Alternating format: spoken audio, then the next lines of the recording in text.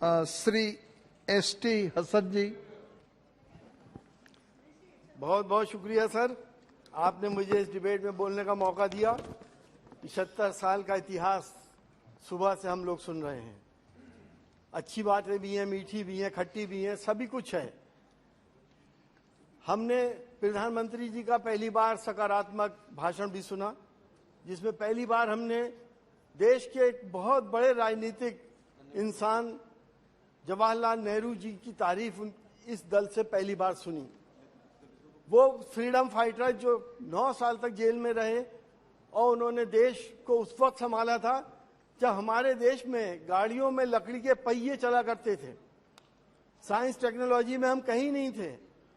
धीरे धीरे हम आगे बढ़े और हम इस दौर में आ गए कि जहाँ सोफिस्टिकेटेड गाड़ियाँ और हर तरह की सुविधाएं हमें मैसर हैं।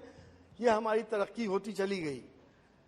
सर, मैं जब पहली बार सदन में आया, मैं तो पहली बार का सांसद हूं, मैंने सदन का शेप देखा, मुझे बापू का वो रंग बिरंगी गुलदस्ता याद आ गया। यहाँ पे हर धर्म के लोग, हर जाति के लोग, हर भाषा बोलने वाले लोग, हर रंग के लोग मौजूद थे और इस गुलदस्ते की खूबसूरती मैंने इस पार्लियामेंट के अंदर देखी। सर, हमने वो दौर भी देखा था जवाहरलाल नेहरू जी के बाद बहुत मिसेस इंदिरा गांधी भी तशरीफ लाई और इंदिरा गांधी के ज़माने में जब हमने एटॉमिक ब्लास्ट करा था, हम एटॉमिक पावर भी बने थे। वो भी पल हमारे लिए स्मरणीय हैं और गौरवशाली हैं।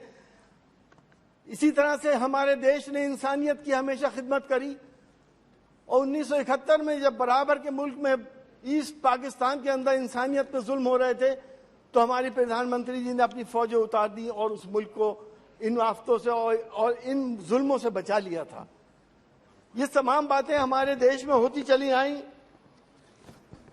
सर, हम ये जानते हैं बहुत सी चीजें नकारात्मक भी हमने देखी। इस 17वीं लोकसभा में हम आए, हमारे एक साथी हमारे साथ थे जो देश के नेता हैं, जिनको ऐसे ऐसे चार्जेस में फंसाया गया जिनका नाम आजम खान साहब है। वो इसी हमारे कोलीग थे। कहीं मुर्गी चोर, कहीं बकरी चोर, कोई भैंस चोर, अब पता नहीं क्या क्या उनके ऊपर इल्जाम लगाया गया और आज भी उनको टॉर्चर किया जा रहा है। उस नेशनल लीडर के साथ ये सब कुछ हुआ और जब हमने अपने संरक्षक से शिकायत करी तो मुझे अफसोस के साथ कहना पड़ रहा है कि हमने अध्यक्ष जी को भी बहुत असहाय पाया। हमने प्रधानमंत्री जी से मिलने की कोशिश करी, हमें टाइम नहीं मिला। सर, प्रजातंत्र में ये परंपराएं हमारी समझ में नहीं आती कि प्रजातंत्र इस तरह से आगे बढ़ेगा या नहीं बढ़ेगा। हमने 7वीं लोकसभा में सर हमारे कुछ ऐसे बिल पास हुए। सीएए आ गया, 3 तलाक का बिल आया, 370 को हटाया गया, जिससे हिंदुस्तान की दूसरी बड़ी आबादी मुसलमानों की दिल आजारी हुई। और इसका संदेश क्या गया देश के अंदर? संदेश ये गया कि किसी को हिजाब पे परेशानी होने लगी, किसी को नमाज पे परेशानी होने लगी, किसी को मस्जिद पे, किसी को मदरसे पे परेशानी होने लगी।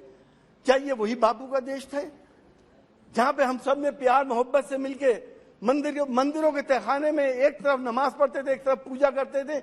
हमने इस तरह से देश को आजाद कराया है जब हम एक थाली में खाना खाते थे।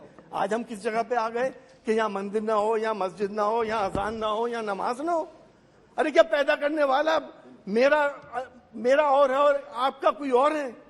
पालनहार क्या अलग अलग हो गए? सर, ये राजनीति बहुत खतरनाक दौर से गुजर रही है, देश के लिए बहुत खतरनाक है। अगर आज हमने ये नहीं समझा तो आगे आने वाला भविष्य हमारा अंधकार में है। हमें प्यार मोहब्बत से आगे बढ़ना पड़ेगा। हमने सर कानून पास करे। हम चाहते हैं कि हम इस लोकसभा से दूसरी लोकसभा में जा रहे हैं। हम चाहते हैं कि हमारा प्यार मोहब्बत, सांप्रदायिक सौहार्द, सर्वधर्म संभाव और वासुदेव कुटुंबकम के फंडामेंटल पे हम आगे बढ़ें, तभी हम दुनिया में महाशक्ति बन सकते हैं। हम नई पार्लियामेंट के अंदर सर चाहते हैं कि वुमेन रिजर्वेशन बिल आना चाहिए। समाजवादी पार्टी उसकी पक्षधर है, लेकिन समाजवादी पार्टी चाहती है कि SC ST और OBC और मुस्लिम्स का भी उसके अंदर अलग से रिजर्वेशन हो। और ये रिजर्वेशन पार्टियों के ऊपर लागू हो, इलेक्शन कमीशन के ऊपर नहीं लागू होना चाहिए। पार्टियां अपने हिसाब से वुमेन्स को टिकट दें। कहीं ऐसा ना हो कि जहां जहां हमारे बड़े बड़े नेता खड़े होते हैं, अगर इलेक्शन कमीशन उनसे नाराज है तो उसको महिला डिक्लेयर कर दे। सर, हम चाहते हैं कि नई पार्लियामेंट के अंदर प्लेस ऑफ वर्शिप एक्ट को और स्ट्रेंथन किया जाए ताकि एक सांप्रदायिक सौहार्द बने। लोग मौका उठा रहे हैं देश के सांप्रदायिक सौहार्द बिगाड़ने का। अगर प्लेस ऑफ वर्शिप एक्ट को आप और स्ट्रेंथन करेंगे, प्लीज सुन लिए, स्ट्रेंथन करेंगे तो हम प्यार मोहब्बत से, एकता से और सांप्रदायिक सौहार्द और गंगा जमनी तहजीब से अपनी नस्लों को ये तहजीब दे के चले जाएंगे। वरना हमारी नस्लें, यकीन जानिएगा, हमें कभी याद नहीं करेंगी। वो हालात पैदा ना हो जाएं। आज देश की दूसरी बड़ी आबादी मुसलमान बहुत फिक्रमंद है, बहुत परेशान है कि हमारी नस्लों का आगे क्या होगा, कहां हमें इंसाफ मिलेगा और कहां हमारी बात सुनने वाला कोई होगा या नहीं होगा। हालांकि मैंने देखा इस पार्लियामेंट के अंदर, मैं धन्यवाद देता हूं अपने स्ट्रेटजी बेंच वालों को कि जब भी हमने कोई समस्या, लोगों की समस्या की बात करी तो इन्होंने हमारी मदद करी। जब भी हमने कोई क्वेरीज करी तो इन्होंने हमारी मदद करी। हमारे मनभेद हरगिज नहीं है, हमारे मतभेद जरूर हैं, वो हम पार्लियामेंट के अंदर हैं और बाहर हम सब एक हैं। सर, G20 हुआ, हमें खुशी है कि देश का नाम आगे बढ़ा। ऐसे आयोजन पहले भी बहुत हुए थे और होते रहने चाहिए। G20 से हमें किसी बात की कोई परेशानी नहीं है। नॉन अलाइंड मूवमेंट भी हुआ था यहाँ पर, उसकी भी बहुत बड़ी एक इवेंट हुई थी। सर, मैं आपसे ये कहना चाहता हूं कि हमारे देश के फंडामेंटल है सर्वधर्म समभाव, वासुदेव कुटुंबकम। अगर हमने इसको नहीं बचाया तो फिर हम देश को नहीं बचा पाएंगे। बहुत बहुत शुक्रिया। बहुत बहुत धन्यवाद।